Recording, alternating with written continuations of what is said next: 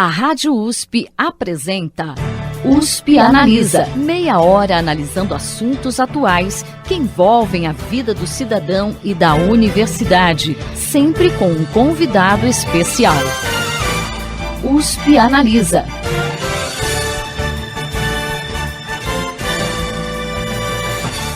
O USP Analisa está discutindo a formação de professores da educação básica. Você ouve agora a segunda parte da entrevista com a educadora e consultora do Conselho Nacional de Educação na área de formação docente, Guiomar Namo de Mello. Bom, como a gente comentou anteriormente, em 2019 e 2020, o Conselho Nacional de Educação aprovou, respectivamente, as bases nacionais comuns para a formação inicial e para a formação continuada de professores. O que dizem esses dois documentos e quais são as principais mudanças que eles trazem? Eu acho que tem uma coisa que é de cara que a gente tem que ver. A Base Nacional de Formação, tanto da inicial quanto da continuada, ela traz com ela, não é um simples parecer genérico, ela traz com ela uma matriz de competências bem organizada, caracterizada, com três grandes dimensões: a dimensão profissional, a dimensão do engajamento e a dimensão da prática, né? Enfim, essas matrizes, elas podem ser, elas não são, a gente não deve dizer que elas são obrigatórias, né? Elas são matrizes que dão as diretrizes básicas e indicam as competências. Então, se os cursos de formação de professor atentarem para essas matrizes, eles podem daí trabalhar os seus currículos, trabalhar sua bibliografia, trabalhar as ementas dos seus cursos, não é? E trabalhar as dinâmicas, porque não é possível que eu pense um professor formado em uma faculdade, seja ela pública ou privada, que eu vou querer que ele seja um professor que vá ser um professor que vai estimular a atividade, que vai prestar muita atenção na aprendizagem, um professor que estará sempre disposto a elaborar, junto com o seu aluno, alguma coisa que faça a criança ganhar mais conhecimento, ganhar mais do ponto de vista afetivo, do ponto de vista social. Eu não posso exigir que esse professor faça isso tudo se eu não fizer isso com ele no curso de formação. E isso é uma coisa bastante séria. Eu acho que, eu sempre falo isso, às vezes eu tenho a impressão que só eu penso assim, que eu devo ser meio, não sei, às vezes eu penso, será que eu estou vendo errado? Porque, para mim, é tão claro. Como é que eu posso dizer que um professor use pedagogias ativas, tecnologias, etc., se ele fez um curso que ele ficou sentado o tempo inteiro ouvindo o docente do ensino superior apresentar, ou fazendo leitura, na melhor das hipóteses, não é? E não é justo com esse professor. Eu preciso dar a ele o que ele precisa, o que ele vai precisar usar, e ele vai ter que ser também o meu aluno. Então, se eu sou um professor de faculdade, eu vou ter que ter com este aluno, vou ter que fazer com esse aluno a mesma coisa que eu estou ensinando que ele tem que fazer com o aluno dele. E a educação tem esta questão que é tão importante, né? Ela é, ao mesmo tempo, você está em formação ou você está em exercício. Então, quando eu dou uma aula, eu estou como professora, mas aquele indivíduo que está assistindo a minha aula vai sair dali, talvez, e vai em outro lugar e vai dar aula dele. E ele vai fazer com o aluno dele aquilo que eu fiz com ele. Quer dizer, a situação de formação, ela é como se diz, um reflexo, né? Ela sugere muito, ela é muito forte como inspiração da prática, né? E, às vezes, ela é forte uma inspiração da prática do negativo. Pode ser que você, por exemplo, tenha um professor que você diga, quando eu for professora, jamais farei o que ele faz, certo? Eu tive um professor assim, que eu pensava, se um dia eu fosse dar um curso dessa matéria, eu jamais faria o que esse professor fez comigo, né? Mas, de um modo geral, essa inspiração é muito positiva. É positiva no sentido de que o aluno que vive a experiência de aluno num curso de formação, ele traz essa experiência de aluno, ele leva para a sala de aula quando ele for ser professor. E se essa experiência de aluno foi uma experiência de uma aprendizagem significativa, de uma aprendizagem onde ele realmente entendeu o conteúdo, onde eventualmente ele foi o autor de uma parte desse conteúdo, onde ele teve autonomia para construir um conhecimento relacionado ao conteúdo que ele está vendo na aula. Se foi assim, ele vai levar isso com ele, não é? Agora, se ele passou o tempo inteiro só ouvindo o professor ou lendo texto, ele não vai ter muita inspiração para fazer as coisas com os alunos dele.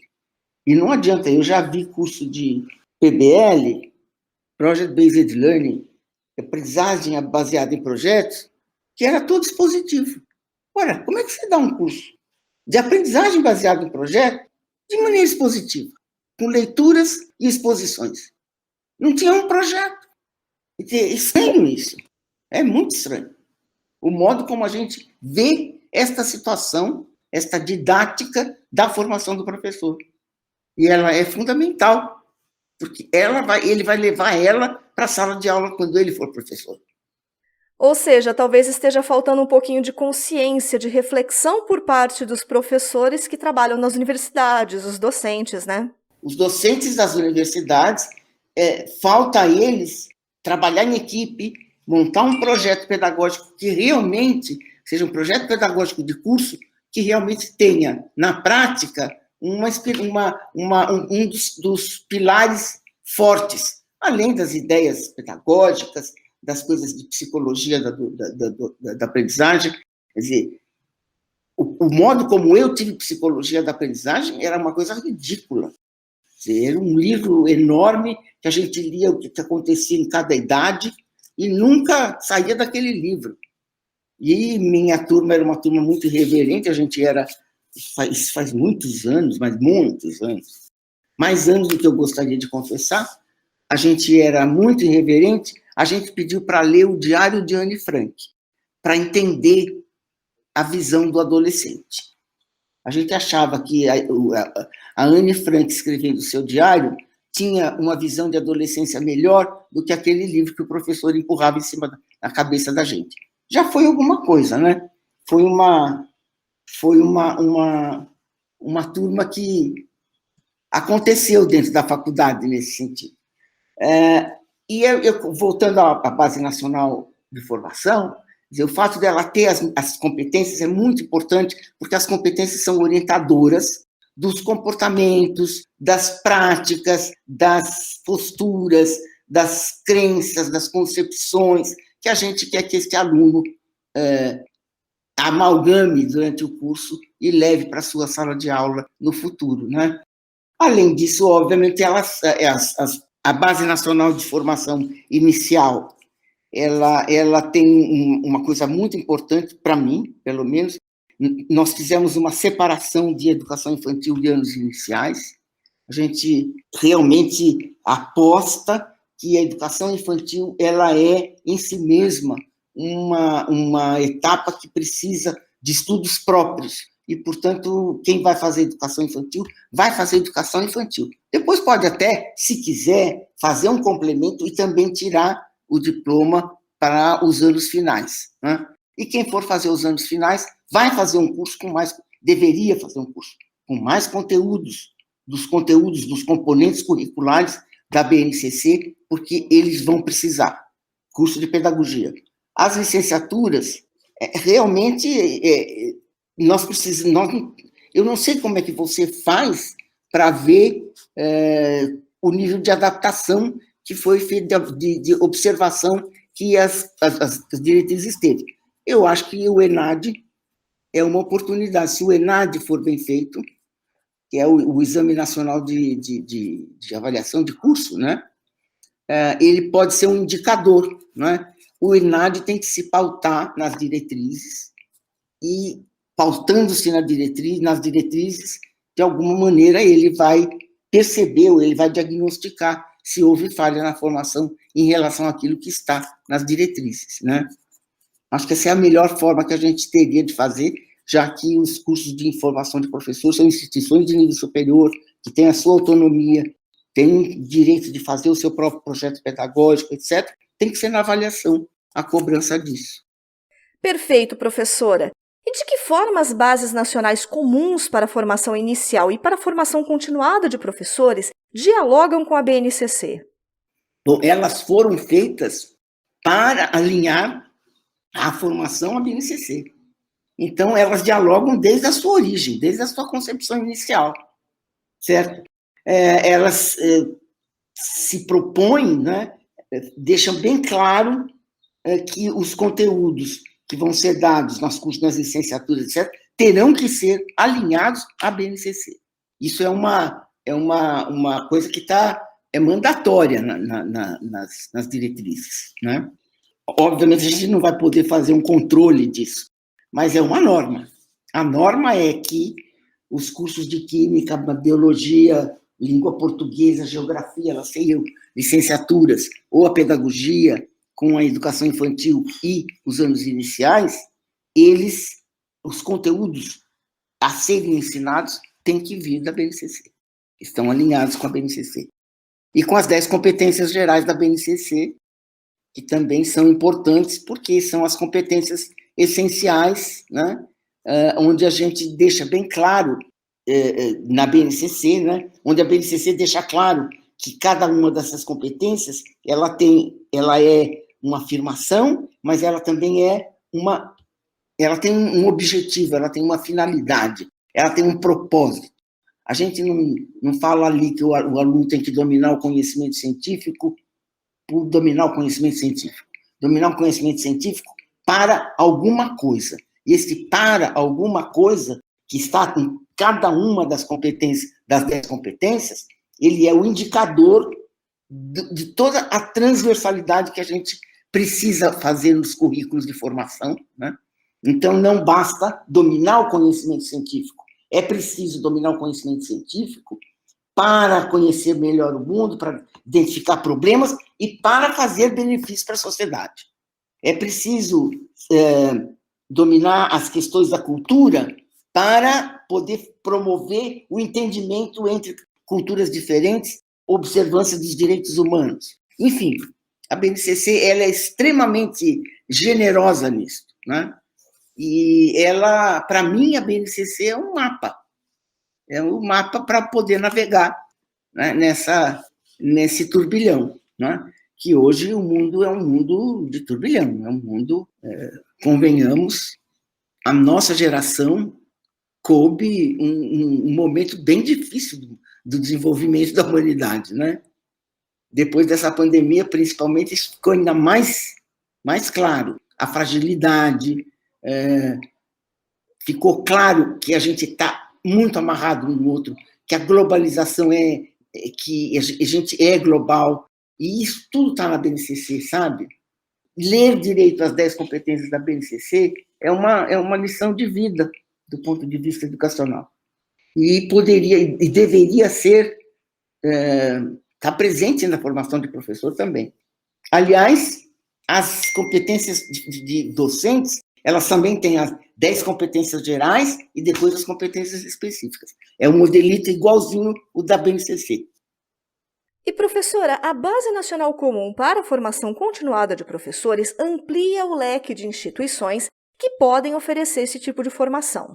Enquanto a Resolução número 2 de 2015 estabelecia que as instituições de ensino superior seriam responsáveis pela formação inicial e continuada, a Resolução número 1 de 2020, que instituiu a Base Nacional Comum para a Formação Continuada, permite que organizações especializadas ou órgãos formativos no âmbito da gestão das redes de ensino também ofereçam essa formação. Alguns setores criticaram essa ampliação por acreditar que a formação continuada pode acabar transferida para organizações do terceiro setor que já prestam assessoria a muitas redes municipais, oferecendo aí formações padronizadas e alinhadas com a BNCC, mais distantes da realidade local, o que, na visão deles, enfraqueceria a gestão democrática da escola e a autonomia do professor. Eu queria saber qual a sua opinião a respeito disso. Eu sou inteiramente contrário a essa ideia. Eu acho que foi uma das coisas mais importantes que a gente fez, abrir a possibilidade de que outras organizações, além das instituições de ensino superior, pudessem atuar na formação continuada. Na formação inicial, não, porque a formação inicial ela tem uma credencial, ela gera um direito, ela tem um diploma, né? E você precisa da liturgia, né? Das instituições de ensino superior. Mas a formação continuada, eu acho que tem organizações, e tem secretarias que têm muito boas turmas de formação de professores, que têm boas equipes de formação, e que podem perfeitamente dar conta da formação continuada. Eu acho muito estranho um ensino superior que até hoje não deu conta de formar direito professor, na formação continuada, porque se desse conta, talvez a nossa educação tivesse um pouquinho melhor. O professor não é a única coisa, mas é alguma coisa, é uma coisa importante. Reivindicar que só elas podem fazer formação continuada. Quer dizer, de repente é mais do mesmo, né? Então, se você tiver um olhar fresco, e não sei por que dão formações padronizadas, eu não sei o que quer dizer isso, de formações padronizadas, eu nunca vi formação padronizada nesse nível. Eu acho muito capciosa essa frase, sabe? Porque você fala formação padronizada e todo mundo já fica contra, porque ninguém gosta de padronizado. Nós vivemos na febre da identidade, nós temos febre identitária, né? Então, as identidades são muito importantes. Qualquer coisa que seja padrão é ruim, em princípio, né? Então, quando fala padronizada, parece que é ruim.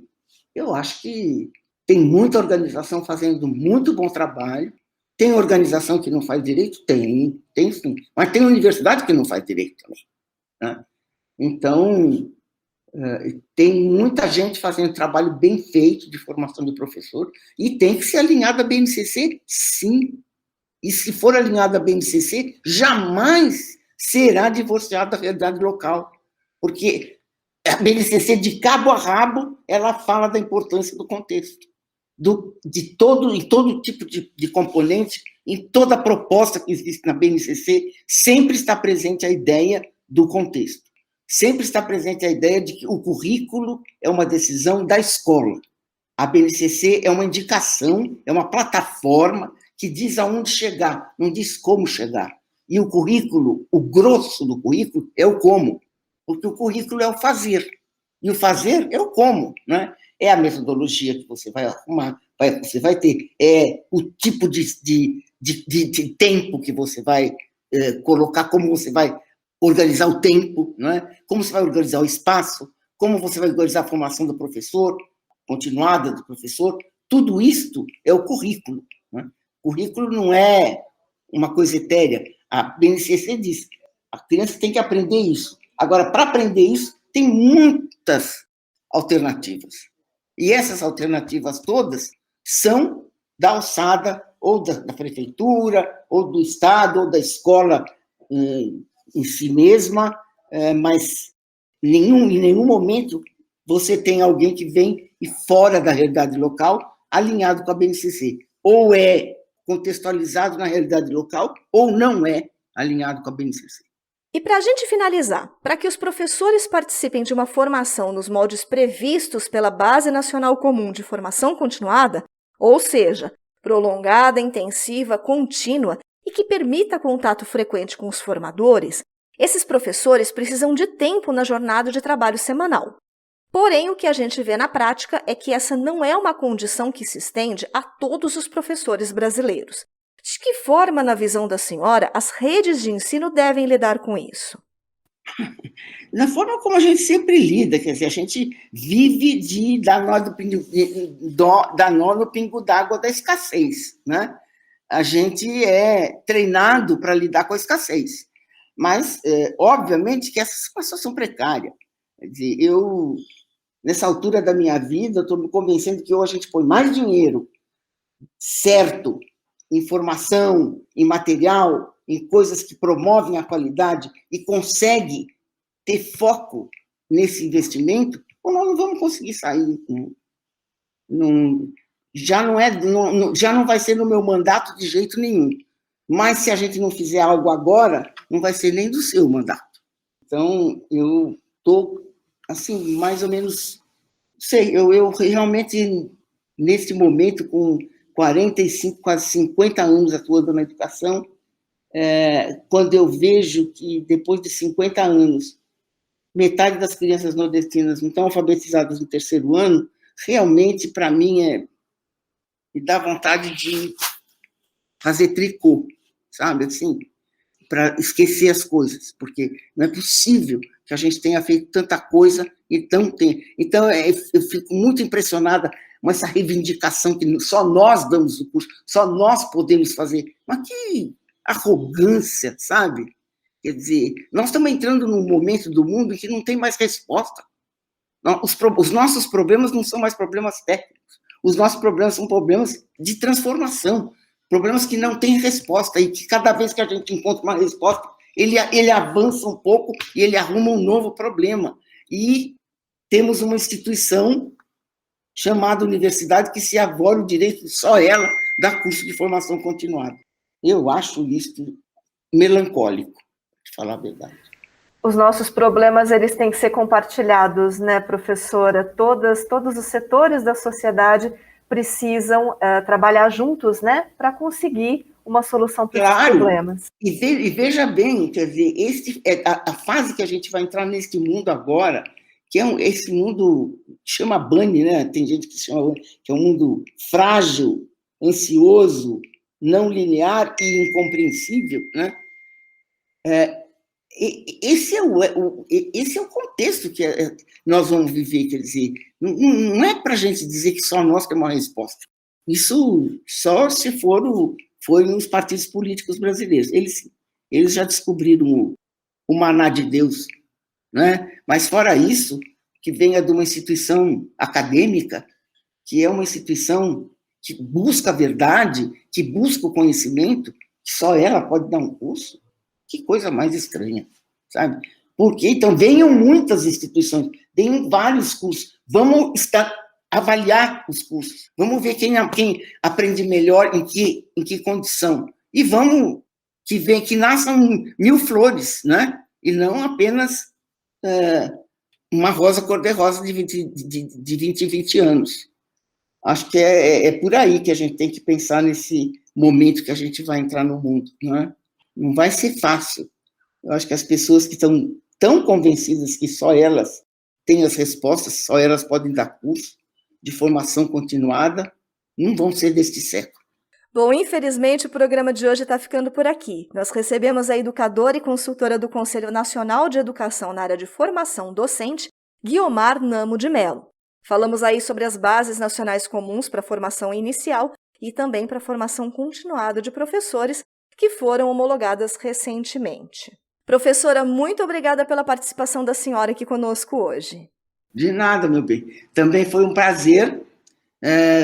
Agradeço a você, ao Mozart e à cátedra pelo convite. Espero poder contribuir outras vezes. E lembrando que a professora Guiomar foi uma das palestrantes do curso Políticas Públicas e a Qualidade da Educação no Brasil, que é promovido pela Cátedra Sérgio Henrique Ferreira, do Instituto de Estudos Avançados Paulo Ribeirão Preto, da USP. A aula dela foi exatamente sobre a formação dos professores. Se você gostou do tema e quer saber um pouco mais, acesse o vídeo no canal do IEA-RP no YouTube. O USP Analisa de hoje fica por aqui. Até a próxima semana. Você ouviu USP Analisa, um programa da Rádio USP Ribeirão em parceria com o IEA, Instituto de Estudos Avançados Polo Ribeirão Preto. Produção do Serviço de Comunicação Social da USP e do IEA. Coordenação, Rosimeire Talamone. Apresentação, Thaís Cardoso.